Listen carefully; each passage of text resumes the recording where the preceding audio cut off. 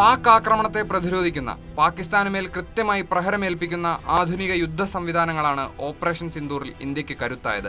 Indian വ്യോമ പ്രതിരോധത്തിന്റെ മുഖ്യ ആയുധമായിരുന്നു ഡ്രോണുകൾ അഥവാ ആളില്ല ആകാശവാഹനങ്ങൾ. ആസൂത്രിതമായ ആക്രമണങ്ങളിൽ ഇത്തരം UAVകൾ അഥവാ അൺമാൻഡ് ഏരിയൽ വെഹിക്കിൾസ് ഇന്ത്യ കൃത്യമായി ഉപയോഗിച്ചു. ഭീഷണികളെ തിരിച്ചറിയാനും വ്യോമാക്രമണങ്ങൾ നയിക്കാനും സൈനികരുടെ അപകട സാധ്യത കുറയ്ക്കാനും ഡ്രോണുകൾക്ക് കഴിയും. ഓപ്പറേഷൻ സിന്ദൂറിന്റെ ആദ്യഘട്ടത്തിൽ അതിർത്തി കടന്നു പോകാതെയുള്ള ആക്രമണത്തിന് ഉപയോഗിച്ചത് ഇത്തരം ഡ്രോണുകളാണ്. മനുഷ്യന്റെ കണ്ണുകൾക്ക് കാണാൻ കഴിയാത്തത് കണ്ടെത്താനും UAVകൾക്ക് സാധിക്കും. നൂതന സെൻസറുകൾ കൊണ്ടാണ് ഇവ നിർമ്മിച്ചിരിക്കുന്നത്. ഒളിഞ്ഞിരിക്കുന്ന ടാർഗറ്റുകളെ കാണാനും കേൾക്കാനും കഴിയുന്നതിന് മുൻപേ അവയെ ട്രാക്ക് ചെയ്യാൻ ഡ്രോണുകൾക്ക് കഴിയും. കനത്ത ഇരുട്ടിൽ പോലും അനക്കം തിരിച്ചറിയാനും താപനില മനസ്സിലാക്കി വസ്തു കണ്ടെത്താനുമുള്ള ആധുനിക സാങ്കേതിക വിദ്യകൾ ഈ UAVകളിൽ ഉപയോഗിക്കുന്നു. ആയുധങ്ങളും ഉപകരണങ്ങളും ഇറക്കുമതി ചെയ്യുന്നതിന് പകരം പുതിയ AI സംവിധാനങ്ങൾ ഉപയോഗിച്ച് ഇവ തദ്ദേശീയമായി വികസിപ്പിക്കാൻ ഒരുങ്ങുകയാണ് ഇന്ത്യ.